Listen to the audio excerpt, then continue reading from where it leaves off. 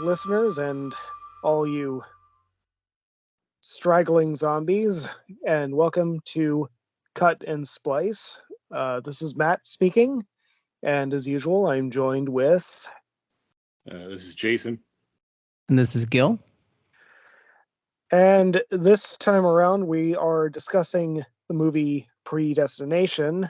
This is a 2014 production by the, correct me if I'm wrong with the pronunciation, Spierig brothers, an Australian film based off of Robert Heinlein's short story from 1958 titled All You Zombies. It's a time travel, sci-fi, drama, thriller.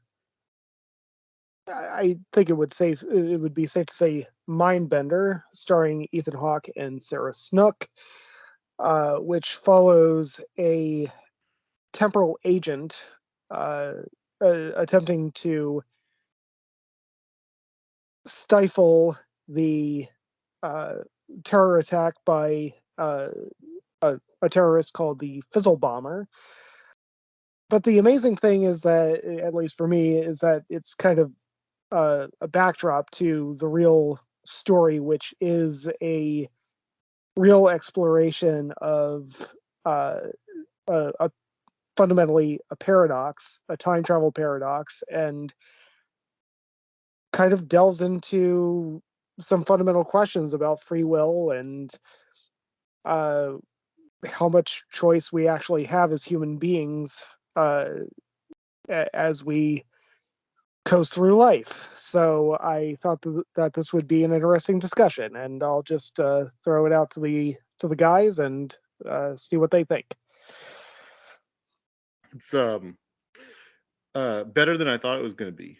It's kind of one of those things where, like, as I started watching it, I was really surprised that I had never heard of this movie before.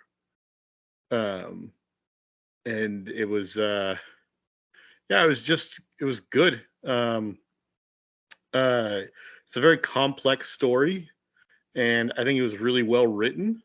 And without giving away anything, I mean, Matt already said it's like a time travel type of movie. I'll just say that when I started watching it, I started seeing the pieces coming together, and there were numerous times in the story where I was very happily surprised, because I would see where the story was going, and I'd see the pieces they were lining up, and I'd be like, "Oh, I know what's going to happen." And it's not even that I was wrong or upset that I knew what was going to happen. It was like when you're watching such a good movie and you're like, I know what's going to happen, and I don't care because it's so good that I'm just enjoying what I'm seeing, kind of thing. But then I come to find out that what I knew was going to happen was only like 20% of what was going to happen. And then I was like, wow. So that might be really complicated that's how I felt about it. Yeah, I think my reaction as I was watching it was definitely mixed, more mixed than in the end, but still mixed in the end. And maybe that will be more for the second part with spoilers. But uh, but yeah, as I was watching it, the main thing that I'm thinking as far as recommending and reviewing it, it's got a bit of a pacing issue. It's got a bit of a two-part type of Yes. thing, where the first part of the movie is all a story essentially that's being told, and there's not much time travel in the first half, and you're saying, wait, this is a science fiction movie, because it's like we're 45 minutes in and there's like nothing happening. But then you realize by the second half that it makes sense, that it was necessary to have all that, and I guess they couldn't have gone back and forth. I guess a different filmmaker could have like intercut the past with the present, or the moving back and forth in time. But I guess that setup was really necessary to know deeply the character, the character that's telling the story in the movie. in order for all the payoffs to come later on. So yeah, so that frustrated me while watching it, but I forgave it near by the end. And then there's other parts of it that I think play into my ongoing criticism of movies that I feel like are almost just using a device just to fuck with the audience, just to really trick the audience, in order to have some sort of payoff that feels half empty because of those tricks. And I've said that about like other movies, like Signs, not Signs, actually Signs I really like, but The Sixth Sense, a little bit, uh, like Fight Club. There's other movies that are of a similar kind, but ones that just have this very specific trick or gimmick that's manipulating the audience for a reaction. But again, I mean that's just my overall impression, and I could be convinced this is why we have these discussions, because obviously this is a very complex story. So that's why it'd be good to dive into it. But yeah, and I haven't rated it yet, so I was on the fence. But I think for those reasons, I would probably, it's intricate enough to be interesting and to give it a 7, but to give it like an 8, I would have to be convinced otherwise about those issues that I brought up. It is actually kind of interesting, like in terms of the structure of the story. I mean, I am using the word structure rather than pacing uh, specifically here, because it is interesting, because Robert Heinlein's original short story was basically structured in exactly the same way. This is still spoiler free to say that there's the character of the bartender played by Ethan Hawke, and the character of the unmarried mother, who is a man who he meets at his bar, who's an author of confession stories in the 70s and everything like that.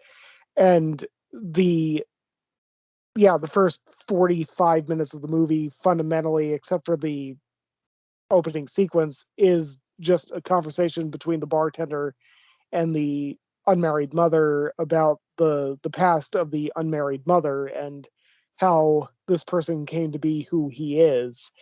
It's really this is actually one of the things that I appreciate about the movie, is it is really a faithful adaptation of the short story, with certain things added on to make it more cinematic and to make it actually work as a movie. But I mean, I can understand how, uh, in terms of structure, having fundamentally half the movie just be that exposition.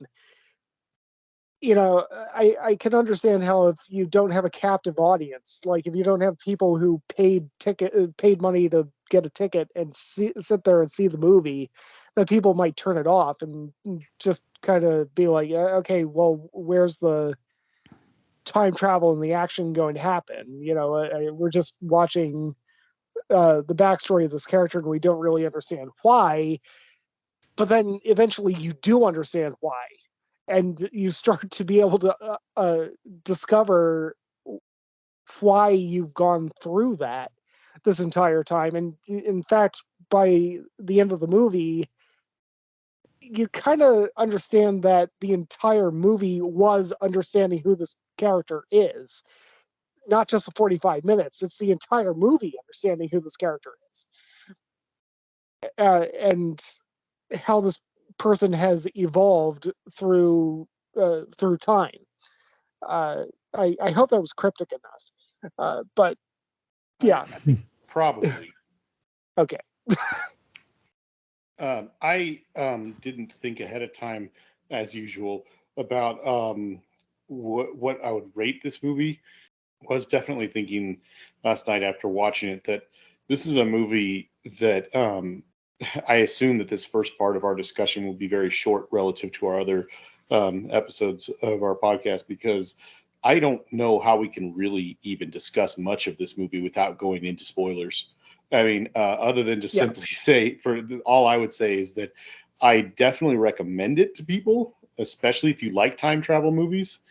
I totally agree with what you guys are saying about the whole like weird shift from the first part to the second part to the third part of the movie. But for me personally, I'll just say that I did get this sense while watching the first part, after as the story is being told, and they move from the booth or from the bar to the booth to the pool table and so on and so forth, and they just and the character is still telling the story of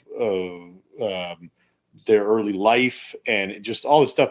I was like realizing in my head that like, oh, we're not really dealing with time travel anymore. What is going on here? But I was invested enough that I didn't care. So Yeah. I don't know. And plus, I kind of had Matt already discussed that they set up at the very, very, very beginning that this time travel agent's job is to act down and stop a serial bomber. And when you hear one of the characters, the what is it? She's credited as the unmarried mother or something like that, or the Yeah. whatever. Yeah. The So unmarried the mother. other Yeah. character, when the other character that's talking to Ethan Hawke is there, we already know Ethan Hawke is a time traveler. They established that in the opening shots of the movie, Mhm. opening scenes of the movie. We then see him working at a bar in New York. I think it's New York, right? Yeah. And Correct. and he starts probing questions, and you can see how the other character is just very cynical and doesn't Mhm. seem very compassionate whenever they mention the events of the bombings and stuff. So it's yes, it feels like we're not talking about time travel anymore or anything like that. But the whole time I'm thinking at the beginning, again, we're kind of like getting dangerously close to spoilers here, but it's like I don't feel like it's that off, is what I'm getting at. Because during that whole time, it's basically I still feel like he's getting information, whether he suspects the other character is the bomber or suspects that the other character has information or something. So it's like, yeah, I'm getting this weird, long backstory that's super detailed and eventually going to become relevant. But I didn't feel bored. I didn't feel like it was taking me out of the movie. I did notice it for sure. But yeah, I don't know. I would just say basically, I definitely recommend it. And if you haven't seen it yet, I would totally watch it before listening to us go into super deep detail about it. Yeah, yeah, no, it's true, and I would point out too, as yes, that would be my recommendation, is that as long as you're patient with it and you do like mind-bending, complex sci-fi stories, this is definitely one. This is like a nice puzzle piece. Like this would be a good Nolan vehicle Yeah, if he had done it. It's got some similarities to Tenant, which we will get into I I in the was gonna second say the part. same thing. Yeah, I wonder if he knew about the short story or saw the movie as he was working on the script for Tenet. But yes, I think it's one of those things where you do need to be patient with it. It's not gonna be nonstop action. It's not that movie. It's But not Tenet. it's not Tenet. Yeah, exactly. But then it succeeds in some ways Oh, better, I guess, especially for Well, you two. It we will sounds like. get into that. yeah. Yeah. Yeah. I mean, it was made for $5 million. So I mean, Oh no, yeah, no, for it's sure. definitely not. Yeah, but I mean, uh, if yeah, I I didn't mean, even mean that in a bad way. and I yeah, wouldn't even compare those two movies because they are very different movies. yeah, But yes, no, I do think if you're into heavy sci-fi and all that, then it's worth watching. If you're looking for mostly action, then maybe watch something else. Watch yeah, Tenet. Yeah. I'm just kidding. Yeah. yeah. So what's your rating, Jason? Oh, okay. So was it, I don't know if this lines up with other movies we've talked about in the past on here or anything like that, but I did, and we can discuss this later at the end if we wanted to as well. But just for fun and because I was curious in my head, I tried making a list of what I would consider my favorite time travel movies, and it made the top 10, Oh Wow, barely, wow. impressive. barely. But that being said, if I'm trying to look at what I thought about those movies, I guess it would have to be a 7 or a 7.5, somewhere in there.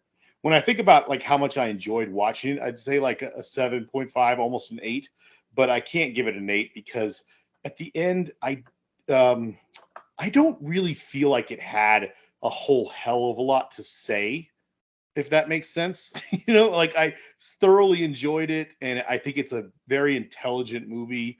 I just, it didn't, you know what I mean? It just didn't like, you know, I don't think it's, um, Consequential. it's not as good as Terminator,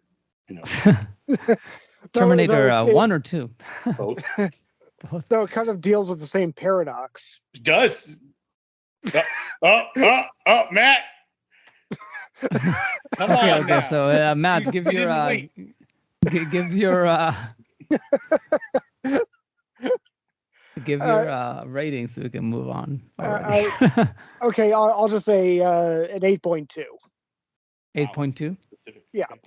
Okay, so we're not that far off. I thought I was gonna be like lower than you guys. I guess I could have gone for a 6. Maybe I'll be convinced otherwise. But yeah, I guess I'm being generous with it because it is, like Jason said, it's a very intelligent movie, and they're tough to pull off. And I felt like it was subtle enough yet understandable in the end. Like I didn't have to read multiple articles to get the meaning of what was happening. It took like a few exchange of a few sentences with Diana, like my wife, to kind of get to the bottom of it in a way, or at least have some theories. And I guess there's like competing theories about it. So, and we can get to that as well. Any movie that's this complex, like it could be taken several different ways. Yeah. So I guess I'll mention the poster quickly. We're going at the spoiler. You haven't given us your rating. I did. Yeah, I you said did it 7. first. I did it first. Okay. Yeah. Yeah, I gave a 7. Yeah. No, I said like I might be convinced to give it an 8, but now I'm thinking maybe a 6. But I'll probably stick to 7. I must have blanked. Okay, good Yeah. deal. No. But in any case, yeah. So it is surprising that Okay. the poster kind of like reveals the what the movie is, because it says to save the future he must protect his past. It would have been a better tagline if they said to save the future he must protect the past, not his past. The past Yes. would have been. That would be the less of a hint to what's going on in the movie. I don't want to get it on a sidetrack here or anything, but real quick, do you guys often read movie posters and just think that whoever's writing these tags are really stupid?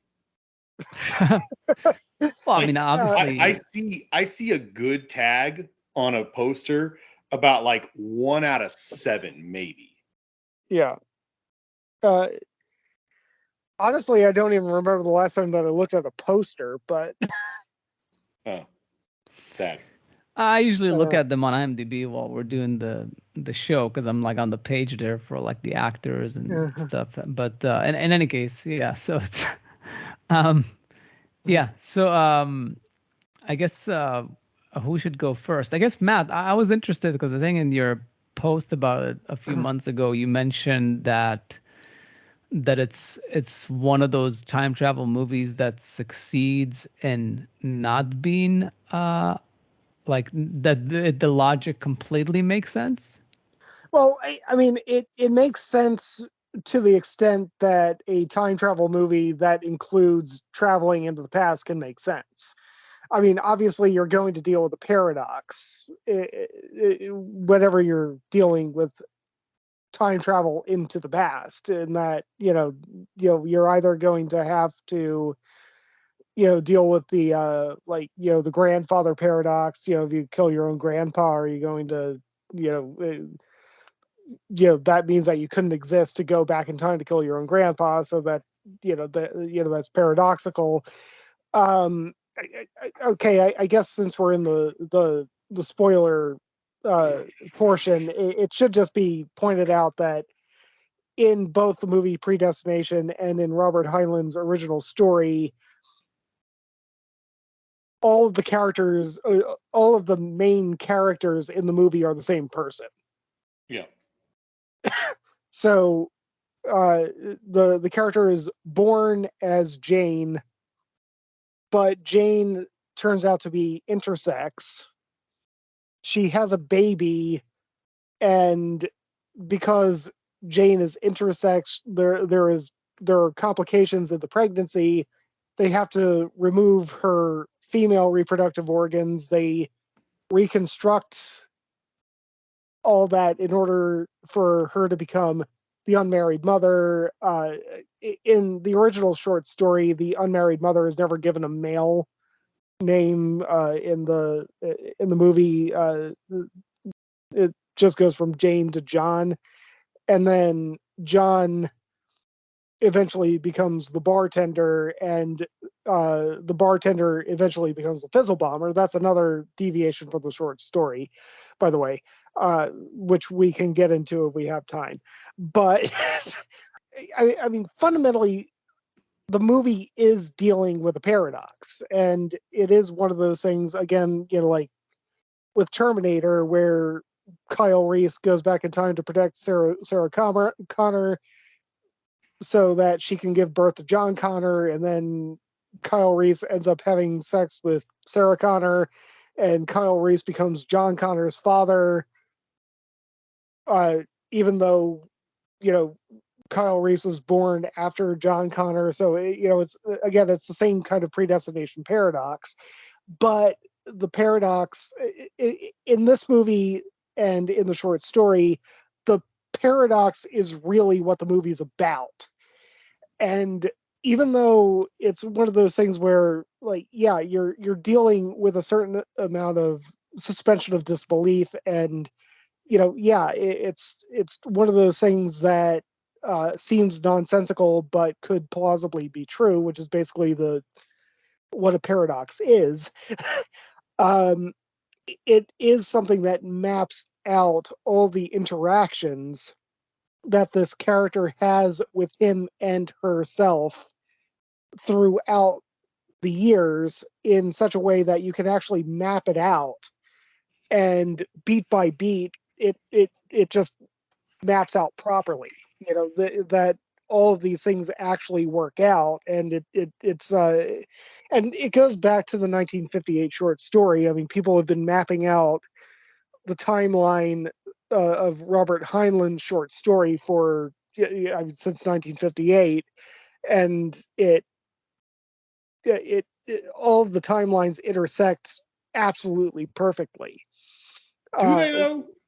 Yeah, Yeah. do they? I mean, Well, also, I'm not saying that I doubt the amount of research that you've done on this, or how many times you've seen it, or your understanding of it, or anything. I guess all I'll say is, like, I believe you. Yeah. Just as I'm watching it, I thought it was a lot more messy than Terminator. Like, I get Terminator. Oh, That Terminator is simpler, which makes it easier, Yeah. because Right. the fact that there's no relations between John Connor and Reese, what's his name? Kyle Reese. Kyle Yeah. Reese. Yeah, the fact that there's no relation between them, it almost makes sense, because you can almost, like, say that, yes, if everything, this is what Predestination does. They have that running joke that the bartender says about, like, what came first, the chicken or the egg, the rooster. Yeah. Yeah, that was funny. Like, which is funny because the rooster comes first, like, coming, that's the joke. But actually it's also the meaning of the movie, that there's a rooster. And this is one of the theories that I guess we need to discuss, is, like, there's a rooster that started this whole process before everything got started.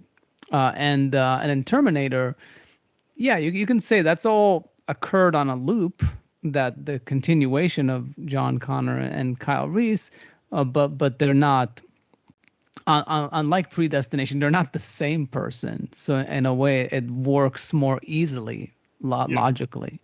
I mean, and I don't know if this is the same rules that Predestination uses. It was hard for me to really tell if they were operating off the same set of rules or not.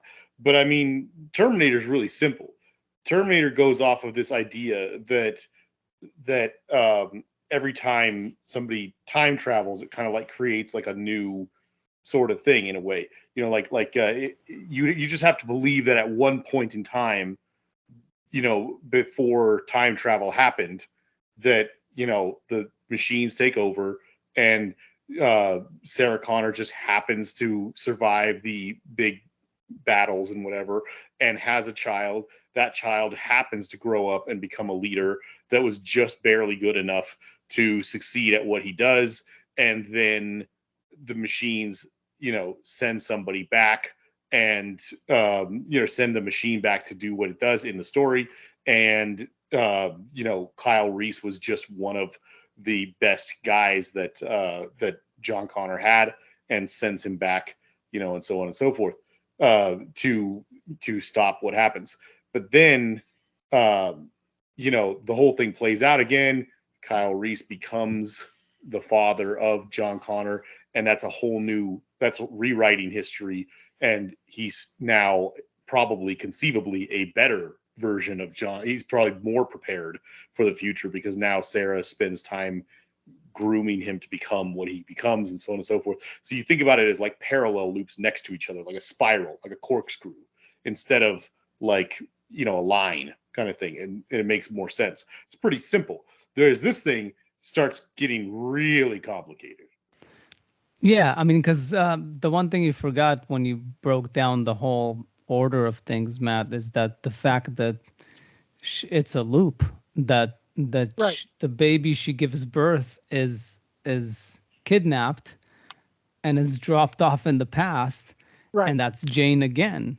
So she's not only the Well, I'm not assuming Matt forgot that. I just don't no, understand. not that he forgot, but he didn't mention it in his breakdown, Yeah. which which I'm sure people know because they saw the movie if they're listening to this now. But but that was one of the clearest if things not, about it. Shame. Shame. but in any case, so that's one of the main things that we have to discuss. Yeah, that was the part where I was like, wow. Okay, I'll just say this: the part that Gil just described, when that happens, let's just say, let's go. If you remember 15 minutes ago, I was just describing my experience of watching this and seeing the pieces fall up all together. They even described that guy, the boss, as someone who sets up a bunch of dominoes kind of thing. Robertson. Yeah. Thank you. Yeah. So, like, in my head, I'm already trying to put this together as I'm watching it. And there's the moment that he's staring through the glass.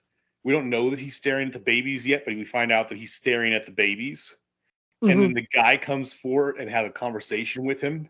Now, at this point, we already know how crazy this movie's getting, because we know that there's a character that has gone back in time and had a relationship with herself. It's very complicated. We're talking about it's the ultimate case of self-love. It's I mean, without masturbation. We're literally talking about hermaphrodite time travel at this point, and therefore asexual reproduction and stuff. But that's the craziest part, is that so in that scene, I'm putting this together, and I'm like, oh my gosh, this is getting crazy, and this is really good, and my brain is eating it all up. He has this really good conversation with that guy, and the guy says to him, you have to do this. He says, you're the only one who can do it. You are like, I don't know, he says something to him very important. He basically you are the only you're something along the lines of, you are the only person given to the world through a paradox with no no ancestry and no connection to the past or the future. So when he said that to him, I thought, oh my gosh, this is it. This is like the big moment right here. And my brain started going like, that's it. This whole movie, they've introduced this many characters. This many of those characters is the same person. And I was like, this is getting nuts. And I said, that's why he's relevant. That's why he's relevant. I'm like, he's going to be the baby. And I was like, that's nuts. Oh my gosh. And then he walks in, and I was right. It's the baby room. He picks up the baby, and I'm like, oh my gosh. And then the next scene happens. And I was like, mind blown.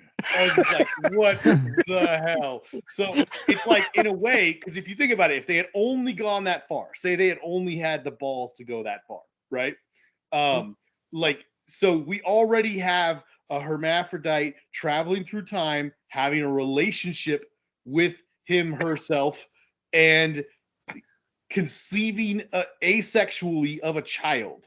And then like there's the whole thing of this time traveling agent who's being told he's like the world's only hope because he's a paradox, his existence is a paradox, and therefore, you know, that would already be enough, right? Wouldn't it? I mean, that would be enough to make him a paradox, the fact that his parents are the same person. Yeah. Right. And I'm like, this guy, that's why he's the best. That's why he's gone. They are, the doctor says, you've been through so much more than any of our other agents, blah, blah, blah, blah, blah. And I'm like, wow, this is nuts. This is nuts. 5 seconds later, I did not know how. I was totally right, but for the wrong reasons. I can see that being a shock. Yeah, I was like, damn. But anyway, yeah. Yeah, so that, I mean, that's the question. So as far as like, especially like, I mean, both of you, but Matt, even more specifically, is the rooster Robertson? Like, did they basically? Yeah, because like basically, as the idea is that this agency that invented time travel, did they created a loop. They manufactured a person somehow out of time. I don't know if they did it like in a lab or however they got it done, or they found an orphan to initiate the process, but it had to be a very specific orphan. It had to be one that can be both a man and a woman, intersex. Like I'm assuming they might have manufactured, or like it seems like they were like testing a lot of girls. So I wonder if there was something of like they're looking through a lot of babies to find the right one that could be put into a loop that perpetually creates its own and destroys its own life, just as an experiment, because they're experimenting with time travel, and the best way to experiment with it is without affecting the world outside of the loop. And you do it by having a person that has no family, no connections, a loner, blah blah blah. Is that sort of like what the concept is? And then of course it goes off the rails once he becomes a bomber, and then he does influence the outside world, and they try to correct it by using it against itself. Let's not get too deep into it, Matt. Yeah, but that's like when it backfires. Help us understand the first part. Help us understand. Is what Gil just said, and that's also what I was kind of suspecting, because the way they talked about the rooster. Is that about what you think as well too, or I don't know? Yeah, I think that's the most plausible explanation, is that Robertson is kind of behind all of it. And you know, there's like a little tidbit in the movie. I don't remember if it's in the short story, but you know that there are 11 temporal agents, and obviously the bartender and the unmarried mother are at least 2 of them. 2 of the 11 for sure. Yeah. And you know, actually, one popular theory is that 10 of them are just actually the same people in different time loops, and the 11th is Robertson. Yeah. But yeah, I do think that it makes sense that Robertson is the rooster in the story. And okay, this is also kind of an interesting thing, because they have that photo of when the Fizzle Bomber pulled off exactly what he was trying to do, you know, where he killed 11,000 New Yorkers in one bombing. And since then, they've been trying to stop him entirely. And that's when the unmarried mother has the bomb go off in his face, and you know, gets burned up and has to go through the reconstructive surgery, and then becomes the bartender and goes back in time and recruits the unmarried mother in order to get him into the agency, and so on and so forth. It's at least somewhat established in the movie that at some point the Fizzle Bomber managed to do exactly what he intended to do, but since then the loop has gone through where that perpetual that scene keeps happening. Its own tail. right, yeah, the snake eating, exactly. No, I was thinking about that too. I didn't think about it till you said that right now. I didn't remember it until you said it right now. But as I was watching the movie, I thought about my whole, the Terminator logic again. Assuming they're going off of those rules, the fact that they have the picture and know so much about it and all that stuff like that implies that the initial story as it goes through, once they've done time travel and so on and so forth, and this guy exists in some way, shape, or form, whatever small part of the overall story, like whatever, by the end he's a very complicated character, but however simple of a version he existed as before, eventually he does retire. He does have a what do you call it, one of the little suitcase time travel machines that errs, therefore giving him free reign to move around as much as he wants, and he starts bombing things because creating small tactical bombs going off to murder certain people, and in the process of doing so, saving hundreds, if not thousands, of people in the process of killing small groups of people or individuals. But then at one point starts going off the rail and gets so obsessed with what he's doing that he sets off a massive explosion, killing, what did they say, thousands of people? I think they said 11,000. That's a lot, yeah. So 11,000 people dying, and so on and so forth. So, and then they send himself back in time, catches up to himself in the laundromat, and then closes the loop with Snake eating its own tail situation. And then from that point on, it's just like the story just keeps getting more and more complex as it keeps completing the loop over and over and over again or something. But you're right. If they have the pictures and they have the stuff, there's no indication anywhere in the movie that any of that's fabricated. It seems like all the other news clippings they have, like they got it from a version of the timeline where it happened, and then they and then they took it like they show him taking evidence and taking small tidbits through time with him. So it's like all the scrapbooking and all the stuff that they do. It's like it clearly must have happened at some point in time.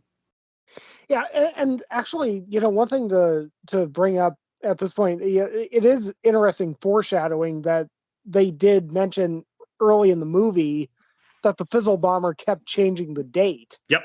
Yeah. Of his attack. So, like, there's a little bit of foreshadowing there that that you're kind of gonna gloss over until you go through the whole story and realize, oh shit, that's why he keeps changing the date. It's because he's another time traveler. But yeah, it's and I think that connects to a theory, if I'm not mistaken. I think Diana read this. I didn't look up any articles, but I think she read something about the one theory was that he didn't stop the bombing. Like, he couldn't stop the bombing, even though he caught the Fizzle Bomber and killed him, because he's a time traveler. So he probably went to a different time and set off the bomb there before he was caught and murdered. So in a way, that's why.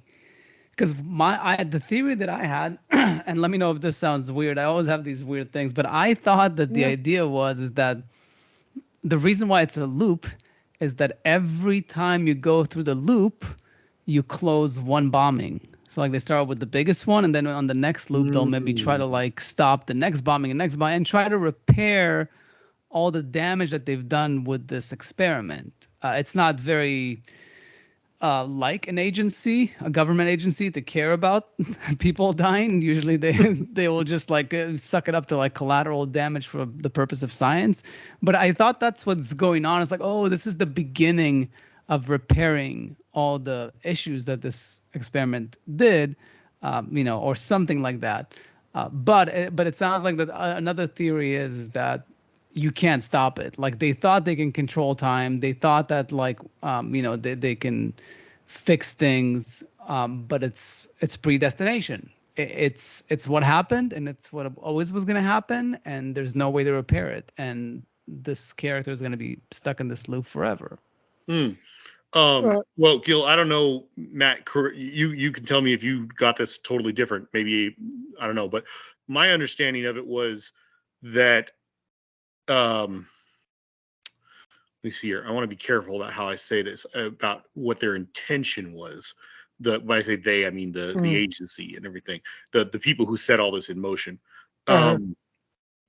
So let's just say at the point of him going back and shooting himself in the laundromat and completing the loop, right? For the very first time that happened. My understanding is that okay, so do you remember the scene where he's talking earlier on the movie? Ethan Hawke is kind of getting ready to go back in time, and the guy is talking to him, Noah Taylor. He's Robertson. talking to him. Yeah, Robertson's talking to him, and he says something along the lines of like, it's like Ethan Hawke says something like, "We got to stop this guy. He's like the worst," or something. And he says something to him along the lines of like, it's almost like he's almost not careful enough the way he says it. He kind of says something like, "Hey, look, this guy, this Fizzle Bomber. I mean, look, yeah, he's done horrible things, but honestly, chasing him down has led to us accomplishing almost like he says motivated us to do some of the greatest stuff we've ever done," or something like that. He says some sort of line like that. And I think what they're talking about there is that by the end of the movie, when the laundromat scene happens and he closes the loop, at least the first time we see it being closed, but it's probably been done many times. It seems to me that they want, or that after the big giant bombing happened for the very first time, and it 11,000 people died or something like that, they initiated this whole thing where the guy goes back and creates a loop and kills himself and closes the loop kind of thing. So they want to stop that horrific thing from happening, but that's when it's a younger version of himself killing the older version of himself. And he tells him, he says, "When you do this, when you kill me, you become me," kind of thing. And he showed him a scrapbook of all the bombings he's done up to that point. And what he says to him is, he says, no. He's like, "I'm not a monster. Look." And he says, "This bombing, this little small bombing here, and then this one, and this one, and this one." He's not talking about how many people died in the bomb. He's saying 300 for this one. And he's saying like 12 people for this one, and so on and so forth, 25 for this one. He's talking about how, because he set off that bomb, the small one, he says, I killed a person who was going to go on and do something terrible. He says, I saved that many people. Then he turns the page and he says, "Oh, remember this one?" And he says, "I blew up that thing." And he says some number. He's talking about how after he retired and that thing aired and gave him the ability to move around through time with freedom and such, he then spent the rest of his life trying to right some terrible wrongs by changing the past. And so he starts bombing things and killing people. And in the process of doing that, he's because he can see he can live through an event and see tragic thing happen and travel back and prevent it. So he keeps a newspaper clipping of how many people died originally, and then he fixed it by killing somebody. And then in the next one, and the next one, and the next one. So all the way up to the point where he was about to do this terrible thing and kill, 11,000 people. Right up to that point, he has managed to live a life, yes, murdering a bunch of people, but also saving tens of thousands of people probably over the course of this whole thing, and righting a bunch of wrongs and so on and so forth. And so I think that's what the loop is. I think that they view the Fizzle Bomber as this guy. He's almost like a vigilante who has access to time travel and has done tons and tons and tons of good things over his life, but eventually goes way too far, and they just had to snip him before that happens, and then it's pretty much a success. Okay, there's a lot to unpack there. I know. I expected that was going to be like a 1-minute explanation, and it just kind of went on, and I was like, God, this movie's complex. Okay. I actually think that there's a more solid argument that it was intentional that his kit did not decommission. Oh, sure, yeah. Right. Yeah, And yeah. because if he doesn't become the fizzle bomber, then the loop is cut and he has no reason to go back in time to recruit himself in order to, go back in time and have sex with himself and have a baby of himself and go back and, Steal himself. right. Yeah, there's no reason for the loop to continue if he doesn't become the fizzle bomber. And I think that's what the fizzle bomber at the end was saying. It's just like, if you shoot me, you become me, or you can try to love me again, and so on and so forth. But now, one interesting thing though is that last portion of the movie is not in the original short story. Yeah. At all. The fizzle bomber is mentioned in the short story, but in the short story, the fizzle bomber was already, something that, okay, that happened, and then we went back in time and we stopped him. Oh, in the short story, they just stop him. Like Yeah, it's that clear. yeah. It was already, it was already set up that the fizzle bomber was already taken care of. There was nothing in the short story about the bartender and Jane and the unmarried mother becoming the fizzle bomber in the original short story. Oh, so they added in the movie that the fizzle bomber is part of that same character. Yes. Oh, I see. So when the fizzle bomber in the short story is not a time travel? Correct. Oh, so that's really weird. Which, by the way, it's the way I perceived him most of the movie up until the point where he travels back in time to deal with him. I guess it makes sense what the movie does with it, but I wonder if it just complicates the whole thing a bit too much based on Jason's reaction. But Yeah. so do you have you read the story, Matt? Yeah.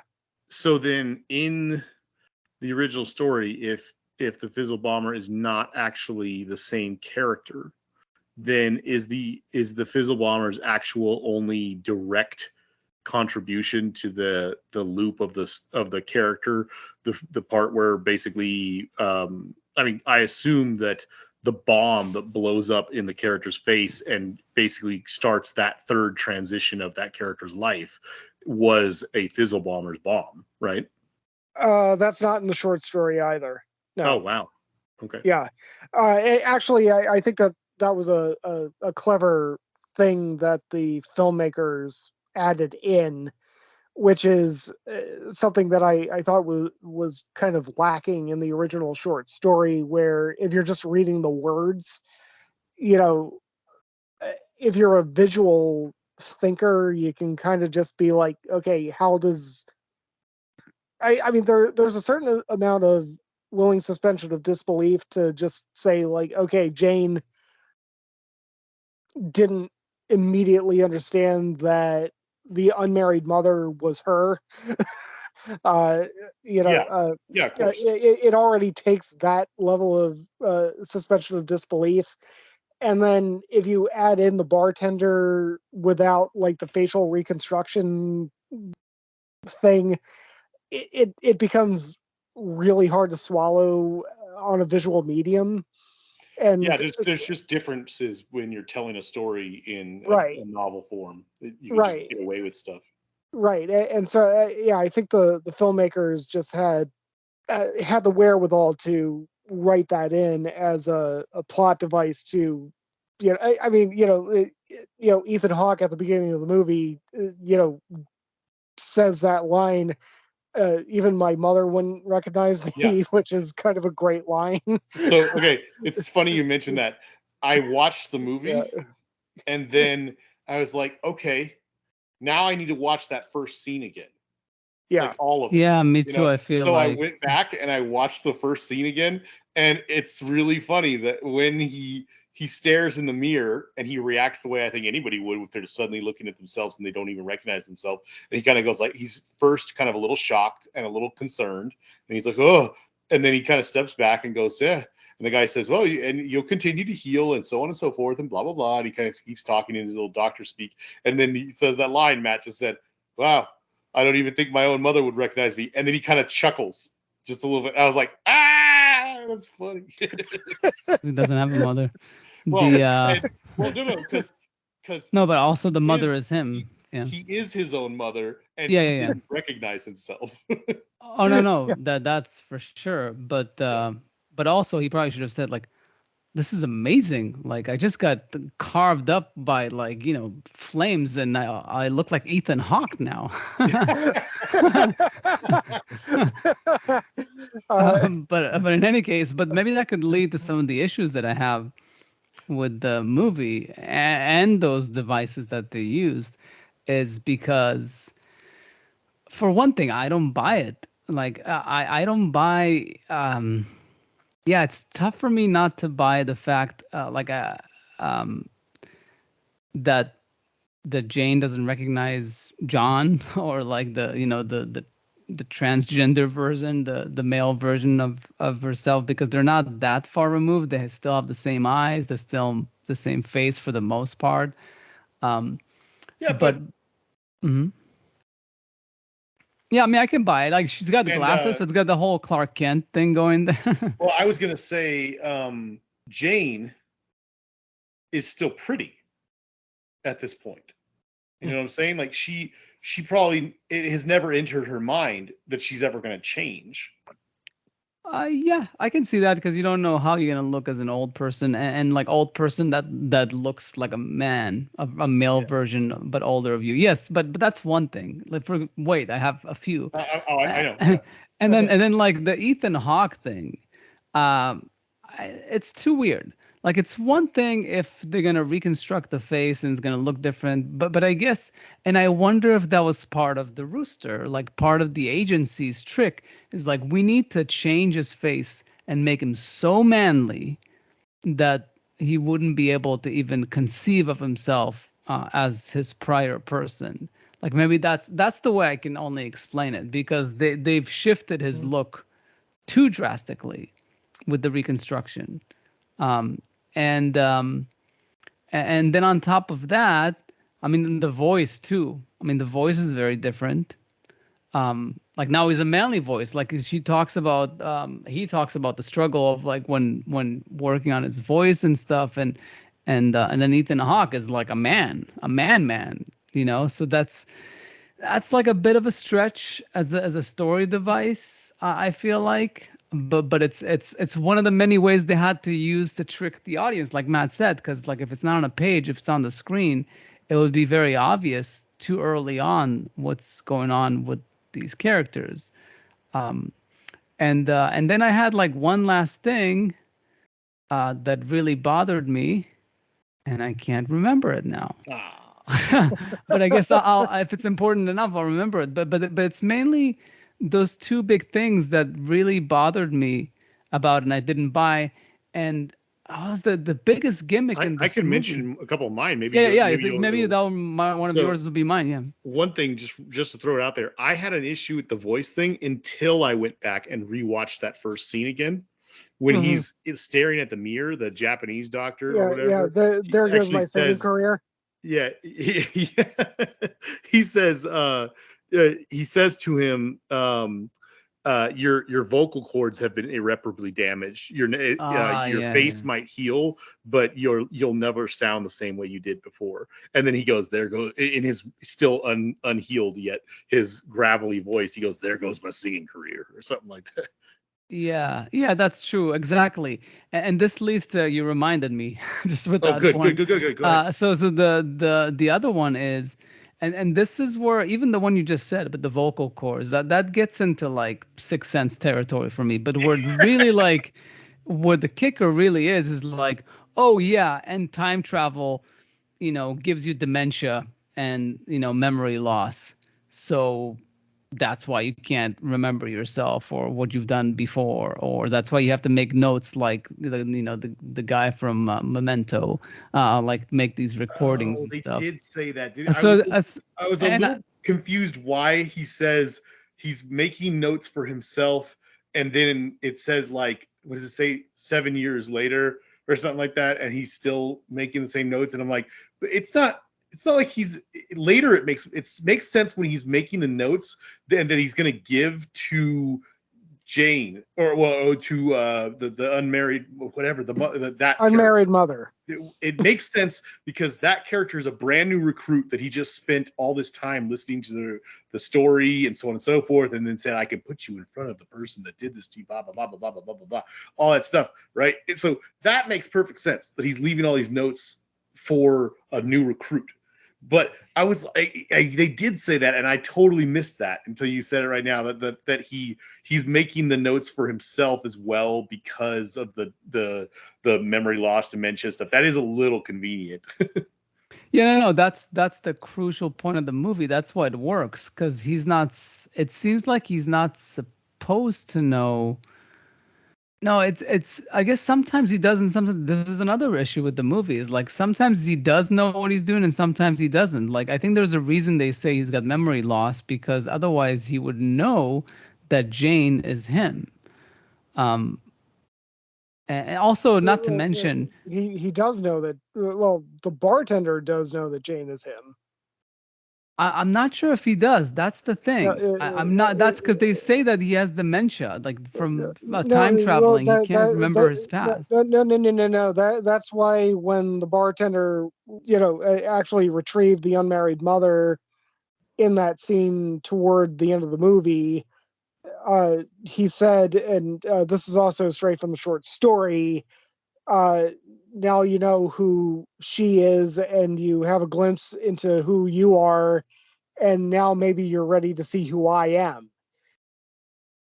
Yeah, I mean, I think that's right. I think the bartender knows. Yeah, the bartender knew from the very beginning that Jane was going to end up being him. I was going to say, because when she finishes the story and basically says, "Can I get the bottle now?" The Dewar's bottle. The old underwear. No, the old underwear is what they were drinking. The prize bourbon or whiskey or scotch, whatever it was he grabbed, was like Dewar's or something. Anyway, it doesn't matter. Point is, he put the bottle there, and she's kind of like, "Can I take it now?" Because it was the best story you've ever heard. And he says like, "Yeah, it was pretty good." And then he drops a bomb. He says something that she did not reveal in the story. So he already knew the story. He was listening to her tell it, but and kind of like going along the journey with her so she could emotionally get to the point she needed to be at.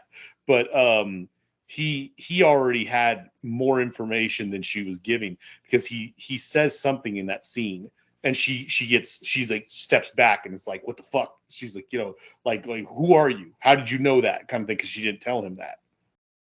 No, but you know how that could be interpreted as the agency filling him in on her story, and not necessarily the fact that he knows it because he lived it.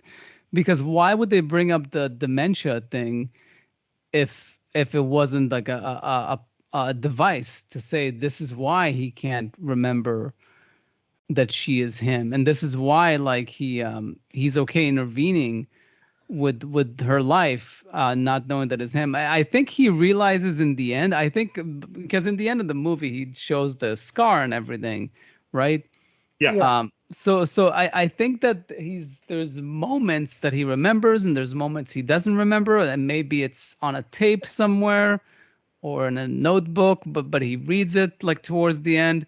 Also, in the end, like, so what happens? He becomes a writer in the end. Like, does he write the stories that are going to inspire the unmarried mother to become a writer? Is that what's going on there? No. Okay. So again, a lot to unpack, and I feel like I'm in a weird position, being that I am the only one who's read the short story, right? No, I read it. I've just been lying this whole time. No, I'm just kidding. Go ahead. I was gonna read it, but I didn't have time appropriately for this movie. Okay. I mean, it's very abundantly clear in the short story that the bartender knows from the beginning that the unmarried mother is him. I see. And that he's not from the beginning. I'm assuming if it was a twist later on, but yeah. Well, yeah. I mean, it's a twist in the story, but it's very clear in the story that also, by the way, the short story doesn't have any of that stuff about like dementia or psychosis in I terms see. of time travel. So the short story is very, very clear that the bartender is traveling back into the past in order to recruit his past self as a temporal agent in order to keep the loop going that will eventually lead to that'll keep the loop going. Fucking time paradox shit. You know, so I don't think that the filmmakers intended at any point to deviate from the idea that the bartender knew that he was recruiting himself during that sequence with the unmarried mother, and the bartender already knew the story, already knew all of it because he had already lived it. In fact, the bartender knew exactly how the unmarried mother was going to respond to everything, being that he was already the unmarried mother at one point in his life. So he had already lived that scene. Oh yeah, But yeah. I mean, that's and just, actually, to your point, like when they're on a date, and the John, like the male version, like kind of yeah. tells Jane things that she wants to hear, even though they upset her. But like because he knows what he or she at the time would have liked to hear. Yeah, so there's definitely some play there of like knowing yourself. Um, but then there's the whole thing of the fact, and again, this goes back to what I think the meaning of the movie is that the fact that John finds out that he's the guy who impregnates Jane, yet he doesn't decide to stay. Like he goes as he was supposed to. Kind of shows the whole, like, I guess what you were saying about the no free will thing. Although one point Dana mentioned is like, why would he say if he knows that he's gonna go and not come back? Why does he say like I'll be right back? Oh, I mean, the I know. only what? No, I mean the only explanation is because he really thought he was gonna change time, like Yeah. he was gonna Oh yeah, change totally. the future, but he fails to do so because he realizes that he can't. Or Yeah, something. I think he lived it from one side of the bench, you know, and was horribly depressed, and it turned him into who he was at that point. And now he's living it from the other side, and he's totally in love, and he's, you know, in love with the person sitting next to him. And then he sees that he's in that crucial moment now, and he realizes, okay, well, I'm a time traveler, and this person, you know, is here. I have a responsibility to go at least talk to them and whatever. There is no way in hell that I'm going along with this, though. I'm not going along with the story. I'm going to change things. I'm going to come back, and I'm going to be faithful, and I'm going to like live out the rest of my life right here and now with this person. And he just doesn't want to alarm her, and just says, all right, I'll be right back. I'm going to go basically tell this guy off and just say I'm not going anywhere. But then boom. Yeah, no. I mean, that's the explanation that I sort of gave. That makes sense. But ultimately, I think my summation of like what's up with this movie is that it's too complicated for its own good. I guess that's Yeah. the connection to Tenant. Is Yeah. if they had found a way to simplify it somehow, um, it would have benefited from that. But at the same time, I'm glad that it's as complex as it is, even though it's a flawed movie. Again, like Tenant, it's out there. It's there to be digested, and it's probably worth a second viewing. And you'll notice all those details that like come earlier in the story and everything. It's really well thought through, even though there are some flaws to the logic. But it's enjoyable. I guess that's what storytelling is about. So yeah, in the spirit of me liking Tenant, I guess I like this movie. Just Uh, I don't know what did I rank Tenant? I think I give it a 7 too. I don't remember. I Anyways, was going to say the other, aside from the stuff we just talked about, the one thing, well, I guess there were two issues I had with it, other than what you just said. I do agree it's a little complex and stuff, but for its own good. It's funny that this came up now because you guys just shared that picture, that graph that's been shared around the internet for a while now of the futuristic movie timeline and everything. It's not to get too deep into that or anything, but there's two issues. One is not setting your movie too far in, or far enough into the future that it that when that time, years go by, and if your movie was successful and people keep watching it, they laugh at you because you're like, ha, you thought we were going to be at this point into the year 2000. You're ridiculous. Like that's kind of stuff happens all the time. That's how Back to the Future Part 2 is now. Flying cars and holograms and all this stuff like that, and it's like 2015. Yeah. And that's just how that happens. But I fear that you can make the exact same mistakes in the other direction too. You can set your movie super far into the future to be safe from that, and then as time goes on, people will see the other problem.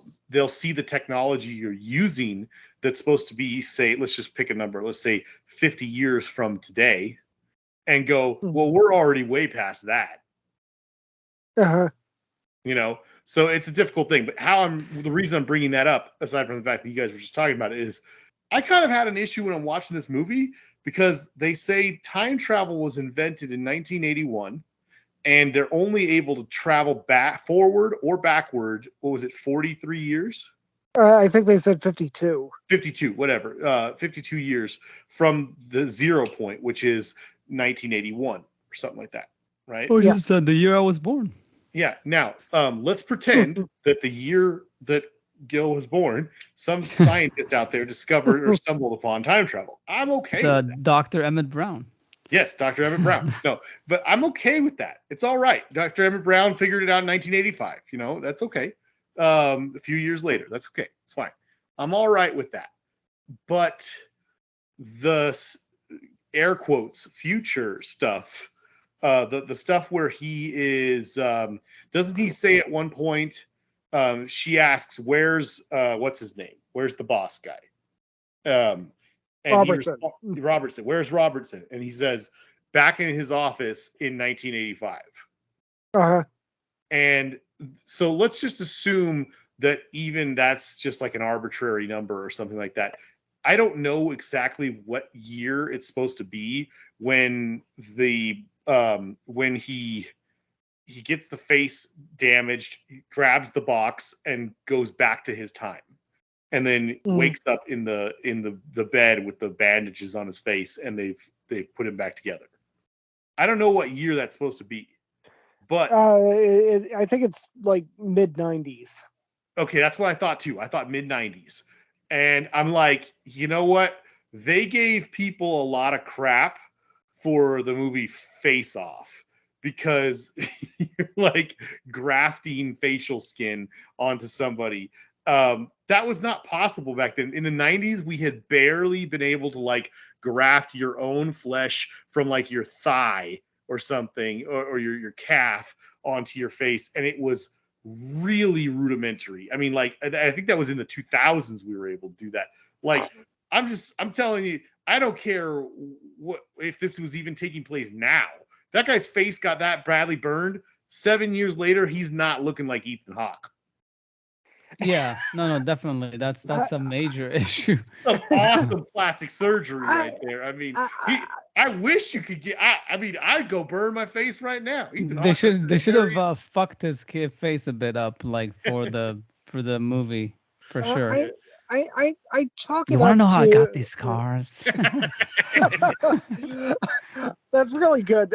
But in defense of the movie, I mean, I'm going to kind of chalk it up to like an alternate reality kind of science fiction. Like Never Let Me Go by Kazuo Ishiguro, where he's telling a story that takes place in the past and that goes into the present, but it's a story in which, like, okay, hypothetical universe, what if we invented cloning in the 1970s? Sure. Yeah. And we could clone humans, and what could this have been?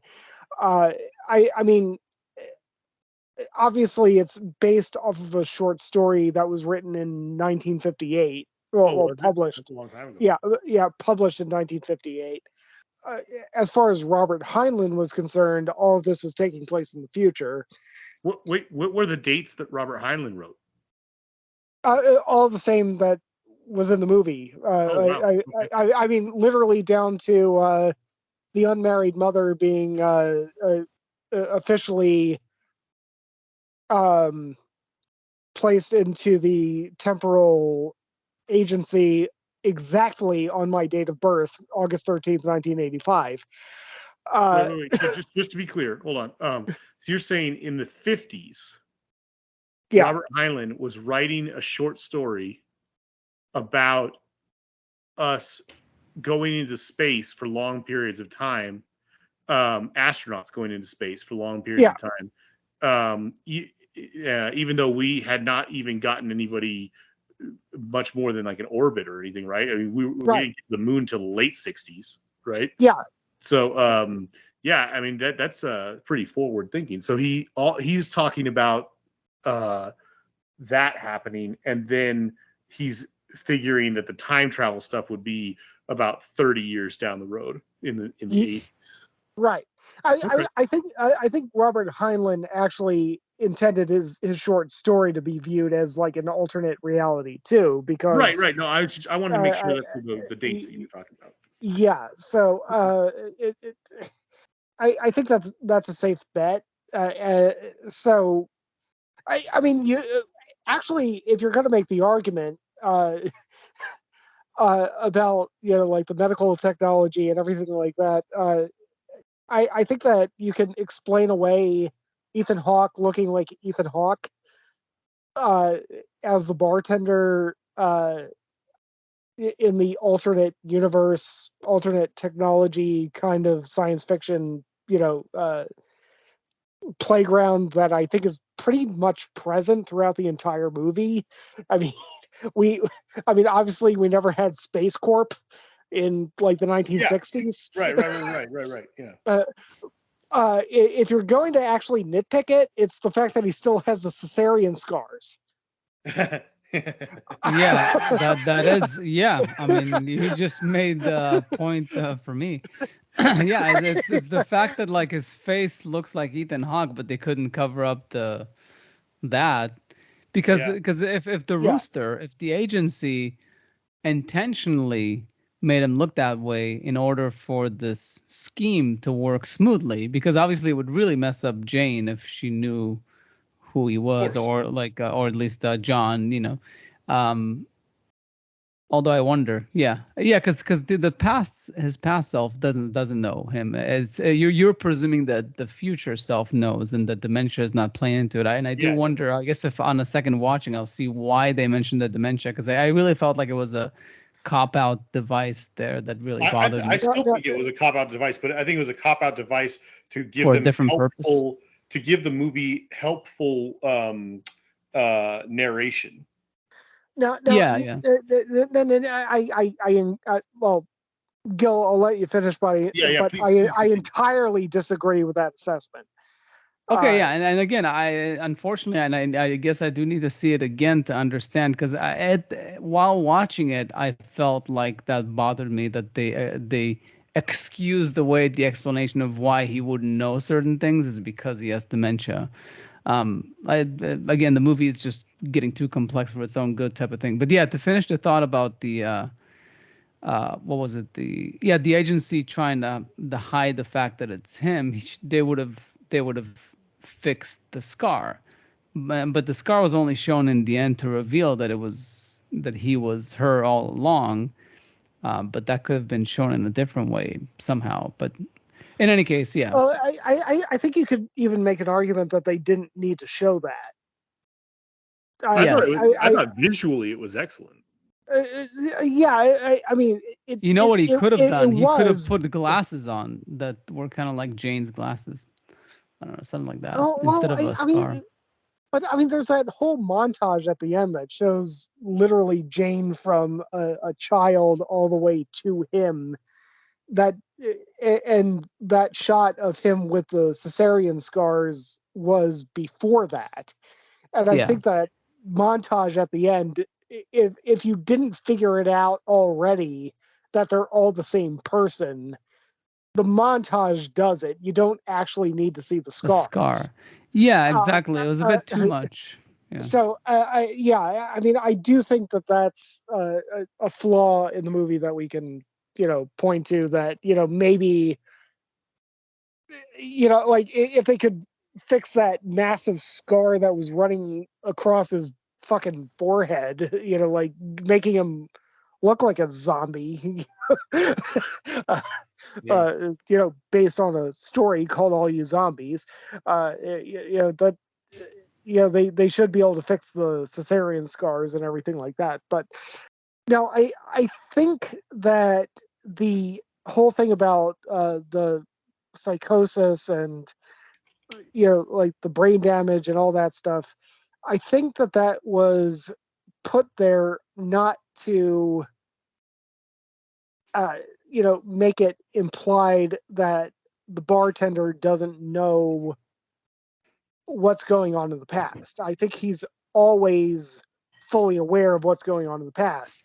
He just doesn't know what his future self is going to be until that laundromat scene, and until all those pieces are put together that Robertson gives to him.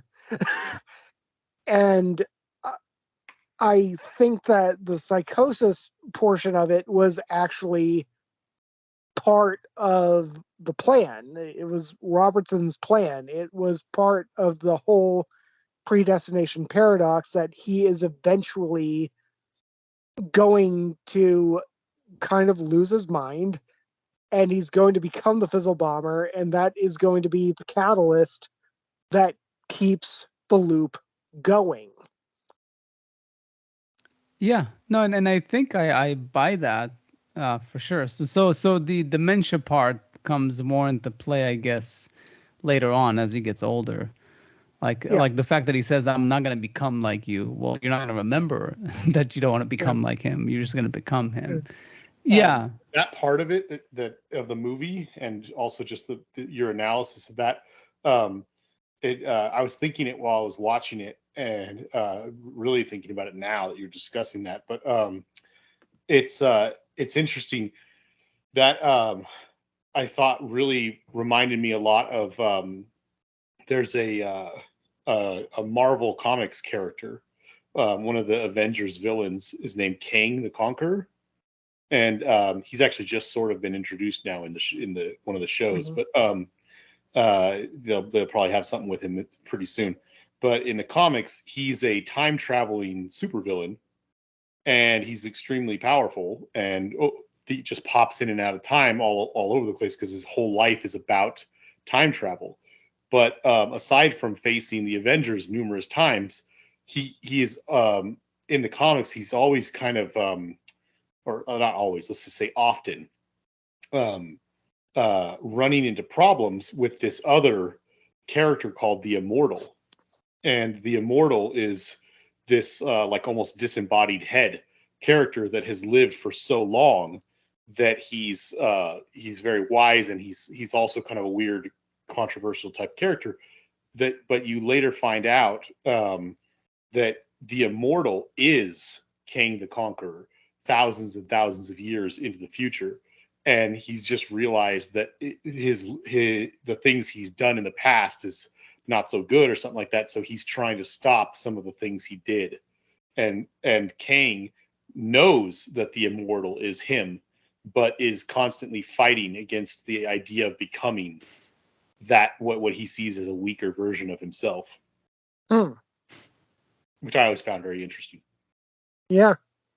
But just Hmm. to throw this out there, I don't know if you guys picked up on this at all, but I'm not going to say this as like something that lowers the movie or hurts the movie in any way.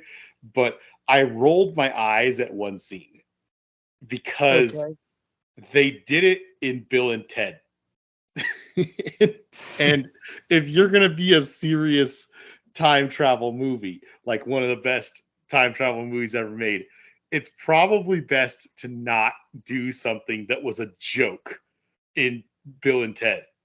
You know? But he's got his tape recorder, right? He Mhm. gets to the time where he's going to be spending some time for his mission. He goes back in time and he's like making mental notes about his mission. And he's like, you got to do this. You got to do that. Now, remember, it's going to be real hard when you go do this because this is part of your task, blah, blah, blah, blah, blah, blah, blah, blah, blah, all sorts of stuff.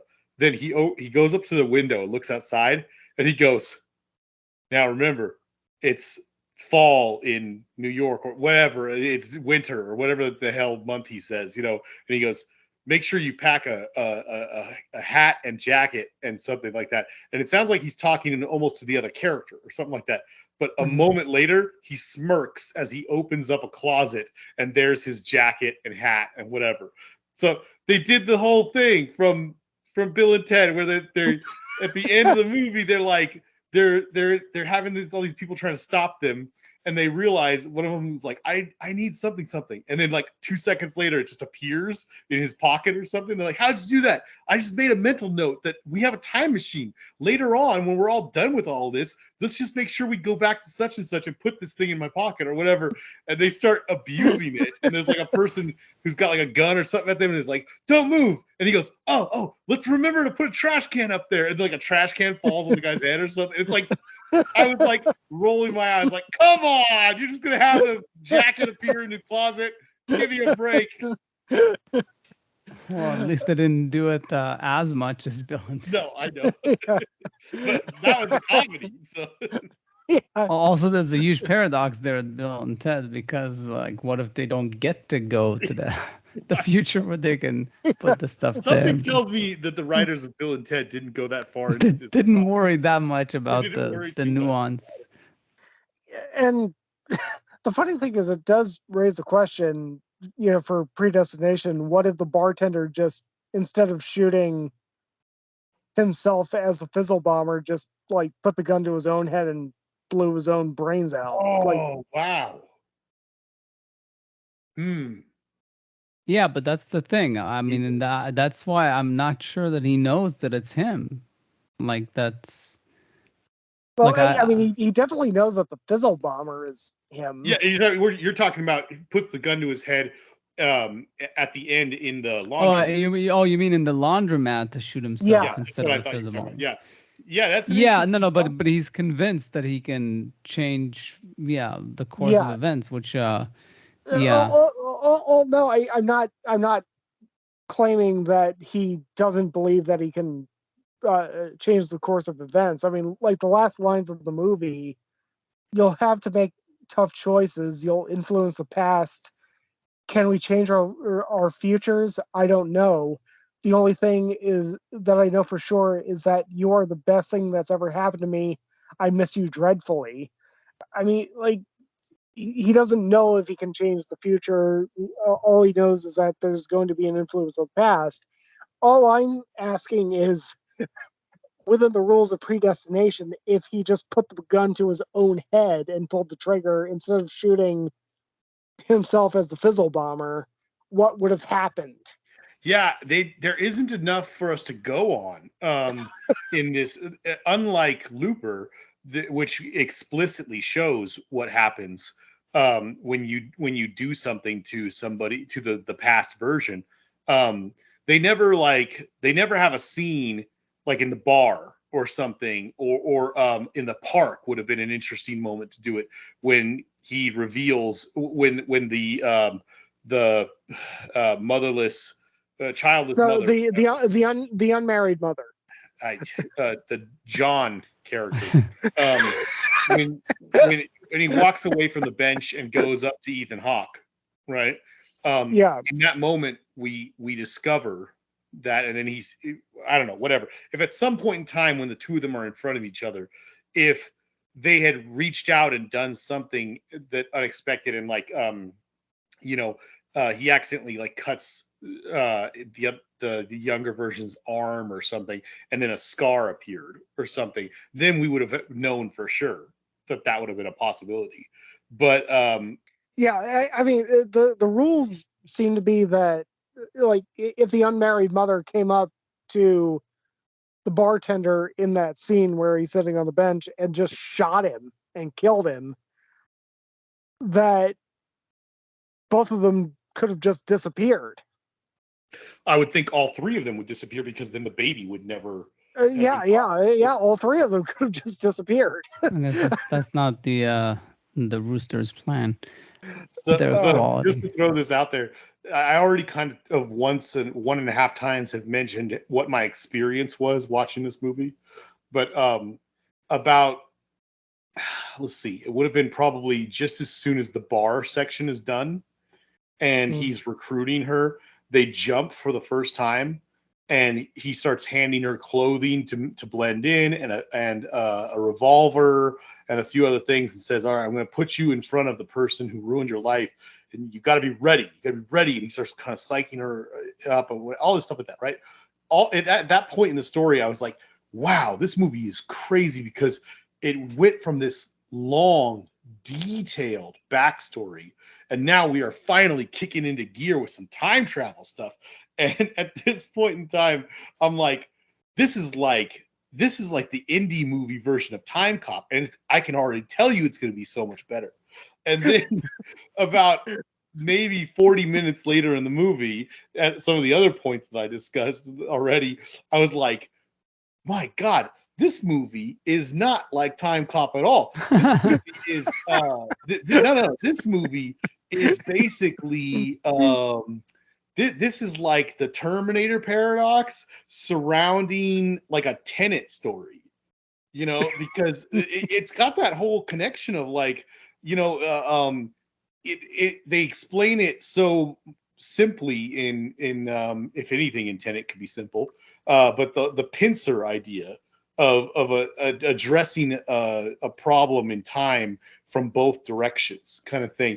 But that's kind of what the rooster is doing, right? I mean, he keeps sending this guy back at different points and creating these weird loops, and then all the manipulation and all this stuff like that in a weird sort of way. By the time the scene happens where he's sitting on the park bench and explains to the John version of himself, this is what's going on, and however Matt very eloquently quoted it, you understand her, and now you kind of maybe understand yourself, and maybe you're ready to understand me, or whatever the hell it was at that point. And then following very closely behind that scene is the point where he's staring through the window at the baby and everything. I'm like, they're just like attacking this problem from all angles. It's crazy. This is actually, yeah. There's a weird question that's been running through my brain, and it's unfair for me to bring this up. I mean, both of you are probably actually more voracious readers than I am. It just happens to be that I read the short story before watching the movie. I mean, I'm just gonna throw this out to you. Like, do you think at any point that you would have preferred it if you had read the short story before watching the movie, or I mean, just from what I've said, I mean, like, do you have any inkling of, oh, that might have been, I don't know, one way or the other. No, I mean, I Yeah, personally think, if anything, it's always the reverse is better. Like, I think I prefer to first watch the movie and then go to the like the reading material if I do, because the yeah.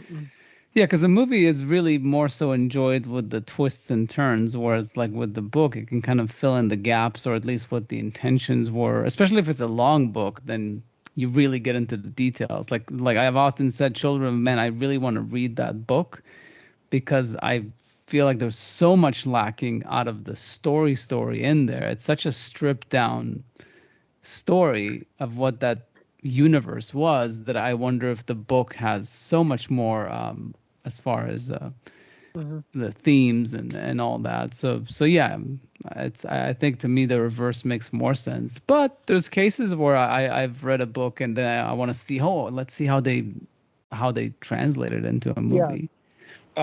For me, I'm not sure. I can't really say if I would have enjoyed it or if I would recommend it one way or the other. I think it's hard for me. I'm trying to think of all the different movies I've seen that are based off of some sort of book, novel, short story, or whatever, and how many of those I saw in which order. Saw the movie first, then read the book, or read the book first and saw the movie. I would say 90% of the time, if not more, I see the movie first. But that's probably just because I'm a movie guy. I do Yeah. read a lot, or at least I used to read a lot. I wish I was reading more now, but for a couple of years now, I've been reading a lot less, which is probably a problem. But Mhm. just off the top of my head, I'm trying to think here. Like Fight Club, saw it first before I read the book. Dune, saw two versions of it first before reading the book. Um, Jurassic Park, saw the movie first before reading the book. Yeah. Like I'm trying to think. Uh, I mean, I read the book. I Know What You Did Last Summer before I saw the movie, but that's a really bad example. There's a weird story behind that, but yeah, I'm trying to think. I think all the Stephen King novels I've read that have movies based off of them, I saw the movies first. I'm pretty sure. I haven't read The Yeah. Shining, so I don't know about that one. But yeah, Shawshank, The Body, Firestarter. Like I can't. But anyway, I'm getting sidetracked here. Sorry. Most of the time, I think it goes something along the lines of you watch the movie, you either hated it or you enjoyed it a lot. Then you read the book, and if you did enjoy it, you either now hate the movie because you're like, God, I can't believe that they did that. They did it such an injustice, and it's so much better in the book than it ever was in the movie. Or you like with something like Jurassic Park, at least for me anyway. When I read that book, I at first I was very upset that they cut so much out, but then over time, seeing so many other terrible botched jobs of novels into movies, I started to realize that Jurassic Park might be one of the greatest adaptations into movies of all time because it's so good, despite the stuff they Yeah. cut. It's such a different experience than reading it. But yet, when you're done and you take a step back and you kind of look at it and go, well, how would you possibly make that book into a movie? That's how you do it. You do exactly what Steven Spielberg did. So it's like, I don't know. I would, now that I've watched this movie, I would be interested in reading the short story, but I don't know if I would say that I would have preferred it better the other way around. I can't really say. Yeah. I mean, what I will say is that it was I mean it actually throws a little bit of a wrench into how I evaluate the movie because I knew everything that was going to happen. Right. But well, almost everything that was going to happen. And the movie is so predicated on the holy fuck. Right. This has been the same person the entire time. And since I had already read the short story, Mm. you know, I spent the first 45 minutes of the movie being like, okay, yeah, this is the eldest. This is the well, I didn't know about the Fizzle Bomber Right. aspect because again, the Fizzle Bomber was already vanquished in the short story, so I just interpreted it as like, okay, this is the eldest version of the slightly younger version of himself talking to each other about the youngest version of both of themselves. Good grief. For 45 minutes, and I already knew all that. Yeah. So Yeah, that does change the experience for sure. yeah, but um, at the same time, it's one of those things where if you flip it, I already talked about Never Let Me Go Right. briefly, and I read the book before I saw the movie, and if I had seen the movie before I read the book, I never would have read the book because the movie was shit. Hmm. Uh, and the book is one of my favorite novels of the last 20 years. So, but yeah, it's just a weird issue that you have to deal with all the time. But I don't know. I mean, if anybody is still listening to this point, I would recommend that I would recommend that you do both. But yeah. Or It's if you want easier to when it's really short. just take it easy and not really yeah. hurt your brain too much, you can just watch Tim Burton's Planet of the Apes. That's another Oh time my travel. god. Oh my god. There's one really hot woman in that movie, so yeah, that's I thought and particularly scantily clad. So I yeah, that's. Bonham Carter looked all right. But also Tim Roth as an ape, right? Tim Roth was in that, right? Yes. Yeah.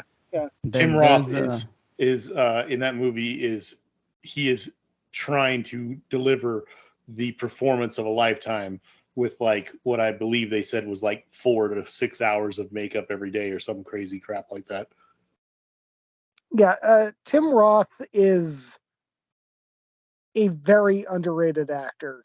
So is And Ethan Hawke. Bring it back to what we're talking about. yeah, no, I love Ethan Hawke. It is also kind of funny that both in the short story and in the movie they refer to Ethan Hawke's character, like the guy who snatched the baby, as somebody with a face shaped face, just like you or me. And all I can think about is that Family Guy bit where they're in Chinatown and oh my god, it's Jackie Chan. Oh my god, it's Jackie Chan. Oh my god, it's Jackie Chan. And then finally they actually find Jackie Chan and it's like, hi, always good to meet a fan. Oh my god, it's Ethan Hawke. Oh my god, it's Ethan Hawke. Oh my god, it's Ethan Hawke.